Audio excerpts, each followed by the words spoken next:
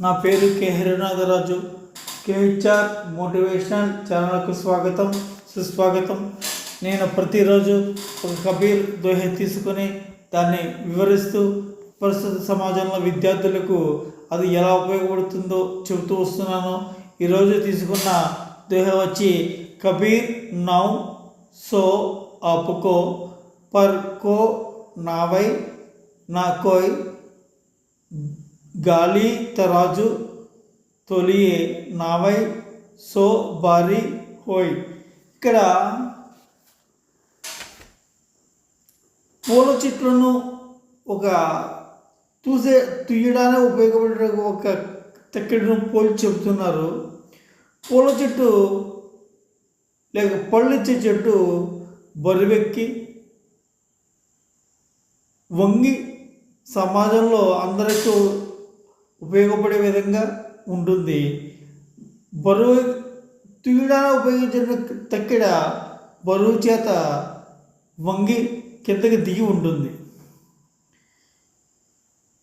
Road మీద వెళ్ళే బాటసార్లు ఆ కాయలు కోసుకోవచ్చు, ఆకలి తీర్చుకోవచ్చు, సమాజంలో అందరికి ఉపయోగపడుతూ ఉంటుంది. వినయం కలిగిన చెట్టు, ఆ చెట్టు వినయంతో సమాజానికి ఉపయోగపడుతూ ఉంటుంది. ఇక వినయం లేనటువంటి ఒక బ్యాంబో చెట్టు ఉంటుంది, ఒక ఎదురు చెట్టు. అది నిలువుగా పొడవుగా ఎదిగిపోతూ ఉంటుంది. సమాజంలో ఎవరికి ఉపయోగపడదు, నీడనివ్వదు, ఆకలి తీర్చదు. చెట్టు మాత్రం పొడవుగా ఎదుగుతుంది. ఏ చెట్టు ఉపయోగపడుతుంది? వినయంతో వంగి, వినయమతే బరువెక్కి వంగి సమాధానం ఉపయోగపడే చెట్టు మామిడి చెట్టు కావచ్చు, జామ చెట్టు కావచ్చు, నారింజ చెట్టు కావచ్చు, బత్తాయి చెట్టు కావచ్చు.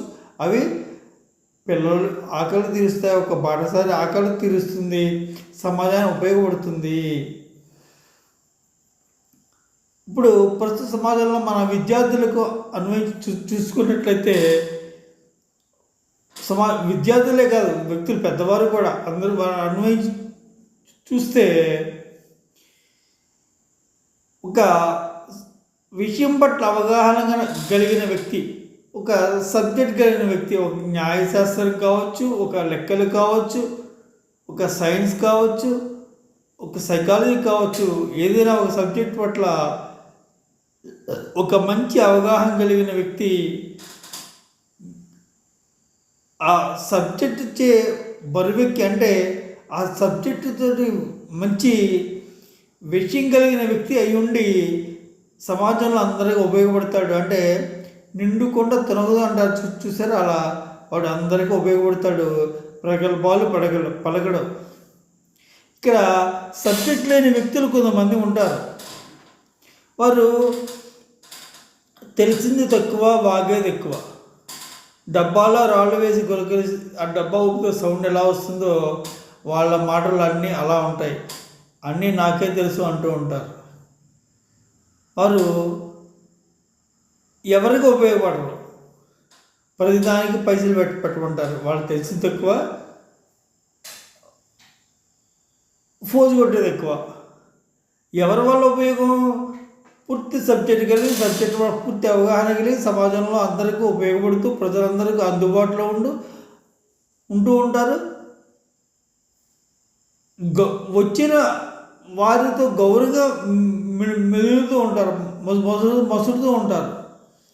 అంటే వినయం ఎవరి దగ్గర ఉంటుంది? వారి దగ్గర సబ్జెక్ట్ ఉంటుంది. సబ్జెక్ట్ ఉన్నవారి దగ్గర వినయం ఉంటుంది. సబ్జెక్ట్ లేని వాళ్ళు వినయం ఉండదు. వచ్చిన వారి పట్ల తక్కువ సబ్జెక్ట్ అయినా ఎక్కువ ఫోజు కొడతారు. అంతా నాకు తెలిసినట్లుగా చెప్తూ ఉంటారు కబుర్లు.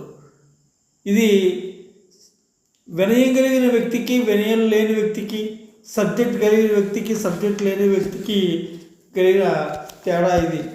ఈ విషయాన్ని తెలుసుకుని దయచేసి సబ్స్క్రైబ్ చేయవలసిందిగా కోరి ప్రార్థిస్తున్నా. గంట సింబల్ మాత్రం తప్పకుండా నొక్కండి. Thank you.